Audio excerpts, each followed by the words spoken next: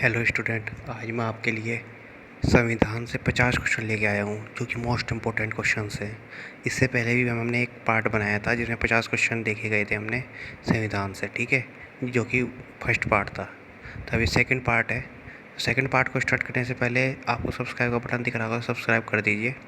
तो स्टार्ट करते हैं। पहला क्वेश्चन हमारा, भारतीय संविधान का कौन सा भाग भारत को एक धर्मनिरपेक्ष राज्य के रूप में वर्णित करता है? तो इसका आंसर हो जाएगा संविधान की प्रस्तावना। नेक्स्ट क्वेश्चन देखते हैं, भारतीय संविधान का कौन सा भाग संविधान की आत्मा कहा जाता है? तो इसका आंसर हो जाएगा उद्देशिका। नेक्स्ट क्वेश्चन देखते हैं, केशवानंद भारती वाद 1973 में क्या कहा गया था? संविधान की प्रस्तावना में भी संशोधन किया जा सकता है परंतु मूल ढांचे का उल्लंघन करने वाला नहीं होना चाहिए। ठीक है, केशवानंद भारती विवाद था वाद था जो 1973 में था। ठीक है, तो उसमें क्या कहा गया था कि संविधान में संशोधन हो सकता है परंतु उसके मूल ढांचे में कोई उल्लंघन ना हो। ठीक है, नेक्स्ट क्वेश्चन देखते हैं, भारत एक गणतंत्र है, इसका क्या अर्थ है? भारत में वंशानुगत शासन नहीं है, मतलब राजा का पुत्र नहीं बनता है राजा। ठीक है, नेक्स्ट क्वेश्चन देखते हैं, सार्वभौमिकता का सिद्धांत क्या है? सभी व्यक्ति पूर्णता है और समान रूप से मानव है। नेक्स्ट क्वेश्चन देखते हैं, उद्देशिका को राजनीतिक जन्मपत्री की संख्या किसने प्रदान की थी? के मुंशी ने। नेक्स्ट क्वेश्चन देखते हैं, राज्य का सबसे महत्वपूर्ण तत्व क्या है? संप्रभुता। नेक्स्ट क्वेश्चन देखते हैं, भारतीय संविधान के प्रस्तावना में सॉरी स्टूडेंट, ये क्वेश्चन थोड़ा रॉन्ग हो गया था, मिसप्रिंट हो गया था। ठीक है, तो दोबारा देखते हैं, भारतीय संविधान की प्रस्तावना में जिन आदर्शों एवं उद्देश्य का रूपरेखा दी गई है उसका विस्तार क्या है? मूल अधिकार, मौलिक कर्तव्य और राज्य के नीति निर्देश तत्व का सिद्धांत। ठीक है, नेक्स्ट क्वेश्चन देखते हैं, बाट माप किस सूची का विषय है? तो ये संवर्धित सूची का है। किसके अनुसार संविधान की प्रस्तावना हमारे दीर्घकालीन सपनों का विचार है? सर अल्लादी कृष्ण स्वामी अय्यर। लोकसभा में केंद्र शासित प्रदेशों के लिए अधिकतम कितनी सीटें आरक्षित हैं? तो ये 20 सीटें हैं। नेक्स्ट क्वेश्चन देखते हैं, राज्य के पुनर्गठन से संबंधित फजल अली आयोग का गठन किस वर्ष किया गया? तो ये 1953 में किया गया। असम नागालैंड को किस वर्ष राज्य का दर्जा दिया गया? तो ये 1969 में दिया गया, 1969। मेघालय, त्रिपुरा, मणिपुर को किस वर्ष राज्य का दर्जा दिया गया? तो ये 1972 में दिया गया। नेक्स्ट क्वेश्चन देखते हैं, केंद्रीय क्षेत्रीय परिषद का मुख्यालय कहाँ स्थित है? तो ये प्रयागराज में है। नेक्स्ट क्वेश्चन देखते हैं, केंद्र शासित प्रदेश दादरा नागर हवेली तथा दमन एवं दीव की राजधानी क्या है? तो ये दमन है। प्रवासी भारतीय दिवस कितने समय अंतराल पर मनाया जाता है?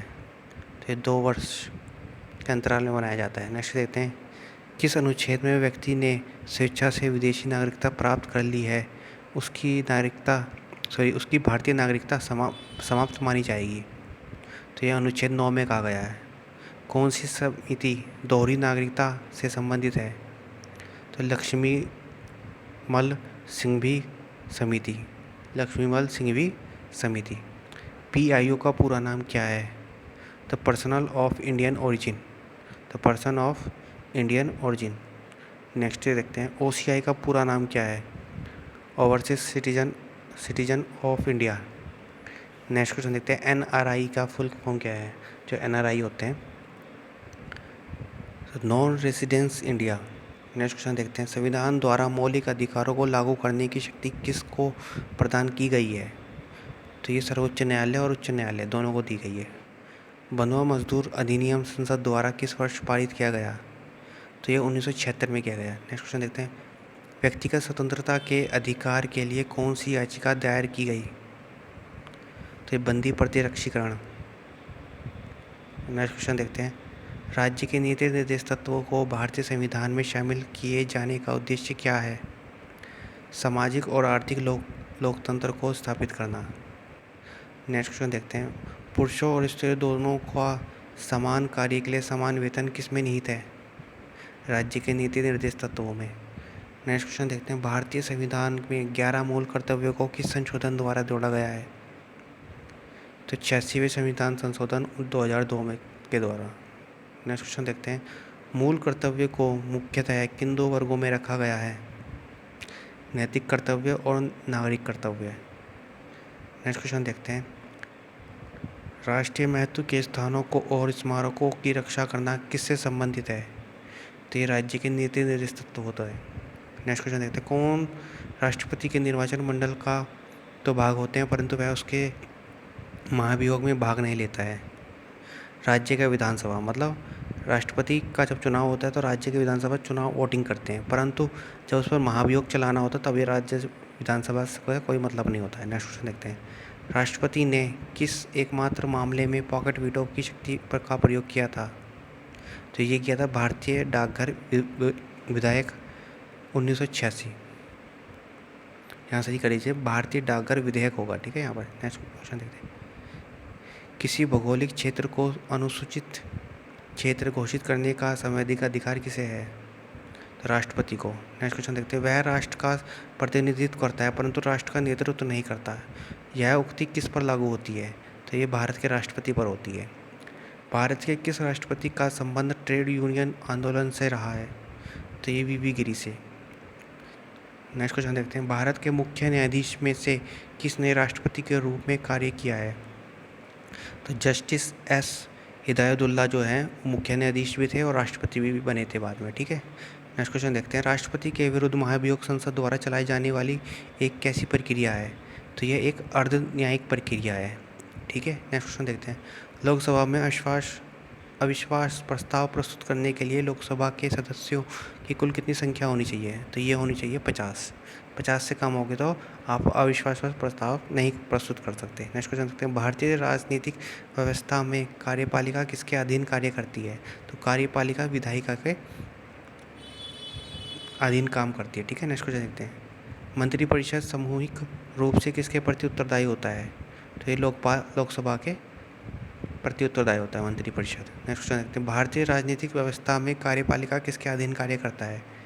तो ये विधायिका के अधीन कार्य करता है। भारत का प्रथम महान्यायवादी कौन था? तो ये थे एस सीतलवाड़। यहाँ सही से कर लीजिए, ये होगा सीतलवाड़। अब नाम सही हो गया है, MS सीतलवाड़। नेक्स्ट क्वेश्चन देखते हैं, भारत का सर्वोच्च विधि अधिकारी कौन होता है? तो ये था भारत का महान्यायवादी। नेक्स्ट क्वेश्चन देखते हैं, भारत के प्रथम नियंत्रक एवं महालेखा परीक्षक कौन थे, जिसे कैग भी बोलते हैं? तो नरहरि राव। तो वी नरहरि राव हमारे पहले कैग थे। राज्य सरकार को कानूनी विषयों पर कौन परामर्श देता है? तो यह है महाधिवक्ता। नेक्स्ट क्वेश्चन देखते हैं, संसद की लोक सेवा समिति की बैठक में कौन उपस्थित हो सकता है? तो यह कैग जो होता है संसद की लोक सेवा समिति की बैठक में शामिल हो सकता है।